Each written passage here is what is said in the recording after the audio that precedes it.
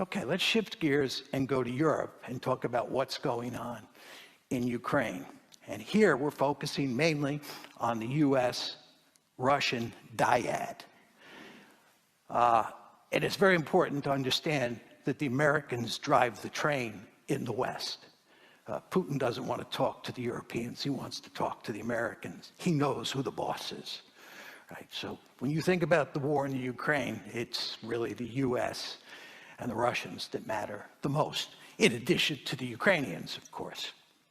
Now, the conventional wisdom in the West is that what is happening here is that Putin is an imperialist, and he is bent on creating a greater Russia or recreating the Soviet Union. And what he is intent on doing in Ukraine is conquering that country, occupying that country, and integrating it into a greater Russia. And in fact, Ukraine is the first stop on the train line.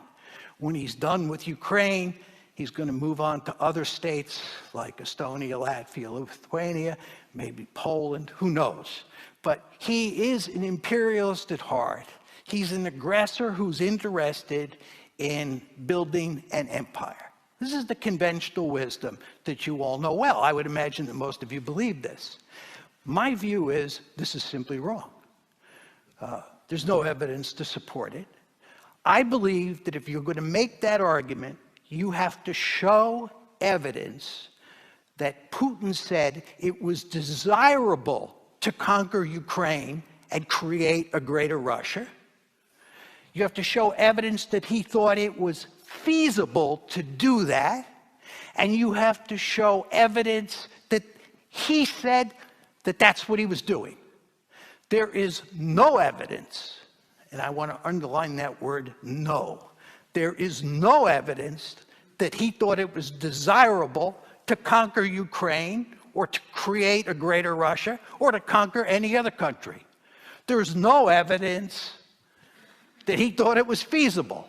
And there's no evidence that he said that's what he was doing. Furthermore, he does not have the capability to do it. The Russians invaded Ukraine with 190,000 men. There's no way 190,000 men could conquer a piece of real estate with 40+ million people in it with 190,000 men. When the Germans invaded Poland in 1939, they went in with 1.5 million men. You need a huge army to conquer a country like Ukraine, occupy it, and incorporate it into your country. And you're not going to do that with 190,000 men. Furthermore, this man, Vladimir Putin, does not have the Wehrmacht at his fingertips. You've noticed how poorly the Russian army performs. So you have a small army that's not the Wehrmacht. There's no way this army could conquer all of Ukraine. And if you look at the strategy that's been employed, my argument makes perfect sense. This is not a case of Putin acting like an imperialist. My argument is, as I'm sure many of you know, that if you look carefully at what was going on, it's quite clear that the West's efforts to turn Ukraine into a Western bulwark on Russia's borders was viewed as an existential threat. The brightest of all red lines, as Bill Burns, the ambassador, US ambassador to Moscow at the time said, by the entire Russian elite. The idea that Ukraine was going to be incorporated into NATO, the idea that Ukraine was going to be incorporated into the EU, the idea that you were going to promote an orange revolution and turn Ukraine into a pro-Western liberal democracy, it's unacceptable to the Russians. It was an existential threat. You might not think it was an existential threat, but what you think doesn't matter. The only thing that matters is what the Russians think. And the Russians thought it was an existential threat. And they made it unequivocally clear to us that it was an existential threat. And how did we react? We ignored what they said, and we continued pushing to bring Ukraine into NATO, pushing to bring Ukraine into the EU, pushing to turn it into a pro-Western liberal democracy. Why did we do that? I'll tell you why we did it. Because the Russians were weak. That's what happens when you're weak in international politics. The Russians protested NATO expansion from the get-go. The first tranche took place in 1999. The second tranche of expansion took place in 2004, right? The Russians screamed bloody murder both times. We didn't care. We just shoved it down their throat. They were weak. And when they're weak, you can do that. 1999, we succeeded. 2004, we succeeded. And then in 2008, we said, we're going to bring Georgia and Ukraine into NATO. The Russians made it very clear, you're not going to do that. You're not going to do that. We're going to resist. And if we have to, we'll destroy Ukraine. This was clear a long time ago. What did we do? We doubled down. We just kept pushing and pushing and pushing. And what you want to understand is that from the Russian perspective, this is an existential threat. They have to win this war. They cannot afford to lose it. If you accept the argument that Putin is an imperialist and he's just bent on conquering some more territory and creating a greater Russia, and there's no really underlying security imperative, then you can cut a deal and end this war. But if you think that the Russians view this as an existential threat, you think about this conflict in very different ways. Because you're dealing with a great power that's armed to the teeth with thousands of nuclear weapons that sees itself facing an existential threat. Now, that's my view of the Russian perspective on how this has to end. They have to win. They cannot afford to lose. What is American policy and what is Ukrainian policy? American policy is we're going to beat them in Ukraine.